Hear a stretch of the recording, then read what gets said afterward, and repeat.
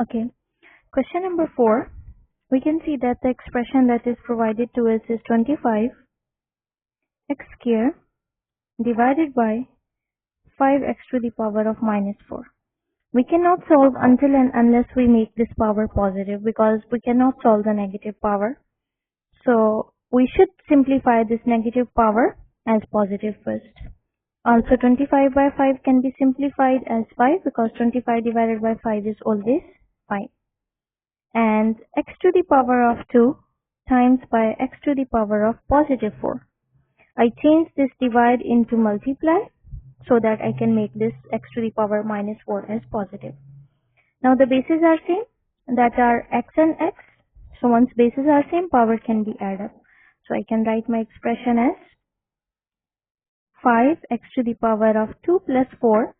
That's gonna be 5x to the power of 6. So this is my answer. In B part, we can say that we are provided with 2x minus 3 times by x plus 2 equals to 0. We should simplify this expression first by multiplying 2x with x, then 2x with 2, then negative 3 with x, then negative 3 with 2. Then like terms together, and then by using the factorization method, we can find the value for x. So let's proceed. 2x times x will be 2x squared, plus 2x times 2 will be 4x, minus 3 times x will be minus 3x, and minus 3 times plus 2 will be negative 6. Then like terms together, because 2x squared will retain its position same. 4 minus 3 will be always 1x, minus 6 equals to 0. Then I have to think any two numbers in my mind because of the factorization method, whose subtraction or addition should give me 1 and whose multiplication should give me minus 12 because of the factorization rule. So I think that those two numbers are 4 and 3, 4 and minus 3, because 4 minus 3 will give me 1 and 4 times minus 3 will give me minus 12. It means that that will satisfy my both condition.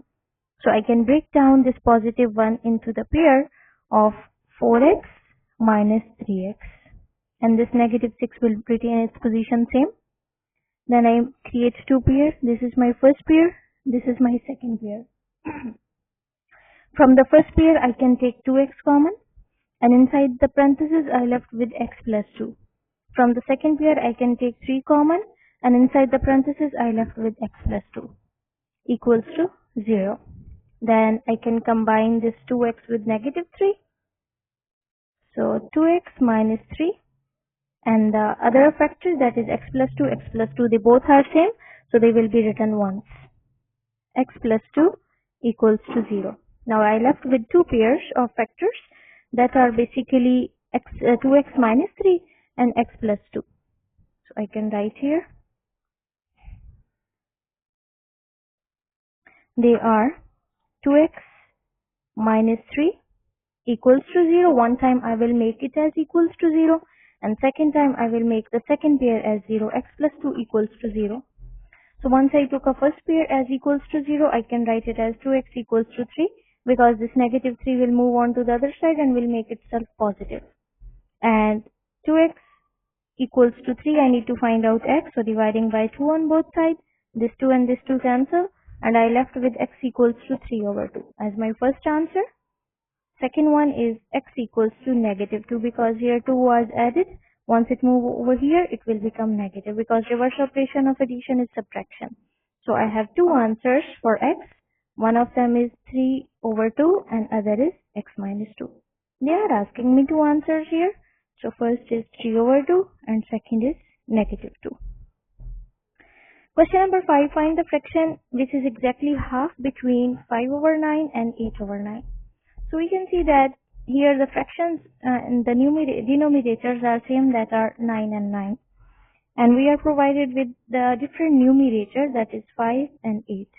So we have to think any number that are coming between 5 and 8. How many numbers are there between 5 and 8? We are having 6 and 7.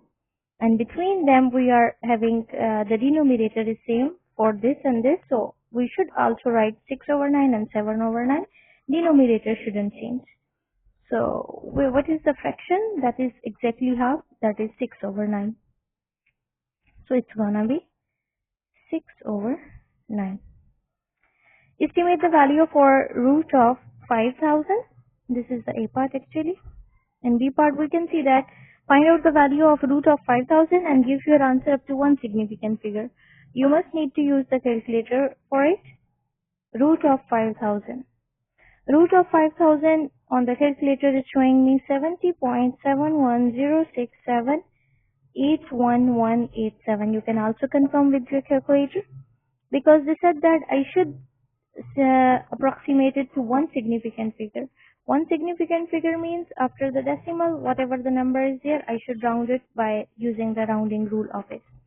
So it can be rounded to 70.7. Why not 70.8? Because after the decimal, I can see that after 7, we can see that the number is 1. The 1 is not bigger than equals to 1. So if after the 7, the number is 5 or bigger than 1, then I can round on and it will become 70.8. But it's not. This is 1 lesser than 5.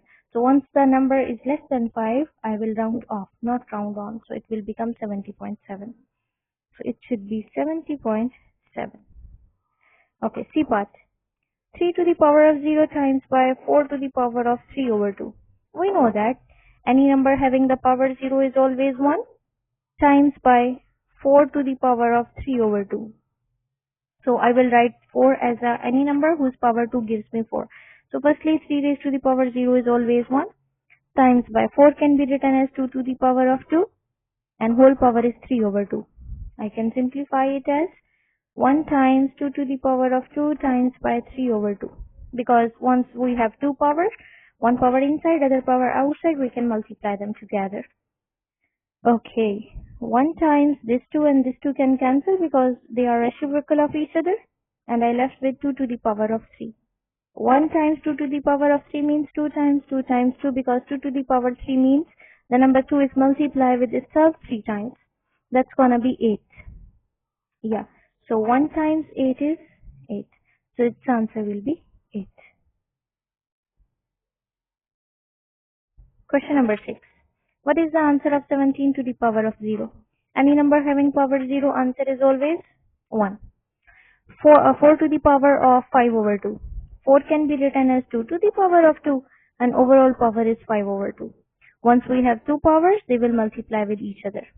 So 2 to the power of 2, 5 over 2. This 2 and this 2 can cancel and I left with 2 to the power of 5. 2 to the power of 5 means 2 times 2 times 2 times 2 times 2. Means 2 is multiplied with itself 5 times. 2 times 2 is 4. 4 times 2 is 8. 8 times 2 is 16. And 16 times 2 is 32.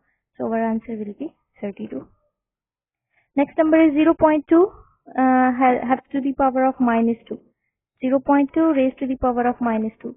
I cannot solve it until and unless my power is positive.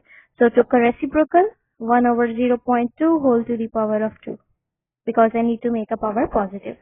Next 1 over 0.2 square because it's given to me that square will be implemented inside the parenthesis. So I can write it as 0.2 square or 0.2 whole square. Both are same. Now think that for this question you are not provided with the calculator. You have to use your head, use your mind to calculate it like a mental math. How you can use it? So you are not provided with calculator. So see that you are having 0.2 times 0.2 because it's a square. No? So I'm doing here in this box 0.2 times 0.2. Now think that for the time being that there is no 0. There is no 0. Forget about it. And multiply the numbers together. 2 times 2. Only the whole number.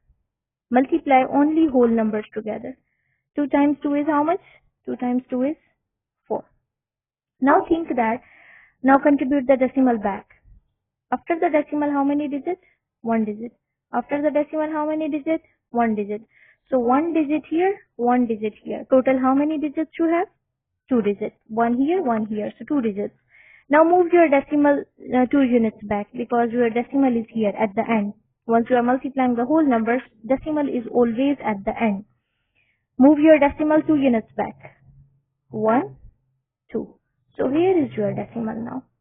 So how many zeros you will include now? Because 1 0 will be introduced over here.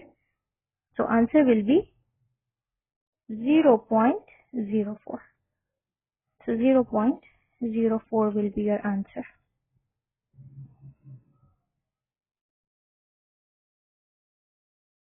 This is B part answer and that was A part. Make sense? Just multiply the numbers together, whole number first, and when there is no decimal, it means that decimal is at the end. Now see that after the decimal, how many digits? One digit here, one digit here. Move your decimal 2 units back. Actually, this is here, 1 digit, 2 digits. So it means that between decimal and the number, 1 digit is empty. So that means that that's obvious, it's 0. So your final answer will be 0.04, or before the decimal, if there is no number, it's obvious that there is 0. So 0.04. Question number 7. Add 20 grams to 3.7 kilograms and give your answer to kilograms. Here, one of the unit is given to me in gram and other is kilogram. And they are asking me I should write my final answer in kilogram. So it means that whatever the number that is not in kilogram, I must need to convert it. It's 620 gram. So gram to kilogram, I need to do the conversion first. Gram to kilogram always divide by 1000. Right? Gram to kilogram divide by 1000.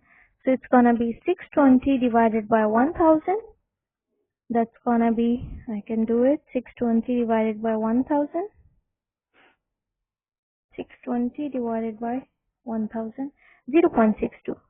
0.62 kgs. The actual amount, it was 3.7. So in order to find total means always I need to add. So 3.7 kilogram plus 0.62 kilogram. Once I gonna add them, I can find the answer. 0.62 plus 3.7, 4.32. So 4.32 kilogram is my answer. Okay. Write the numbers in the order and starting with the smallest. Okay. 3 to the power 1 means 3. 3 to the power negative 1 means 1 over 3. Negative 1 to the power 3 means negative 1 times negative 1 times negative 1. That's obvious, negative 1. And 3 to the power 0 means 1. Now I have to choose from the smallest. So see that what is the number that is smallest. The smallest number is negative 1 because the negative, we are starting with the negative and then moving toward the positive. 1 over 3 means 0.33. Then 0.3. And then we are provided with 1 and then with 3. Okay. 9 to the power 0 is 1. 9 to the power negative 2 is 1 over 9 square. That is actually 1 over 81.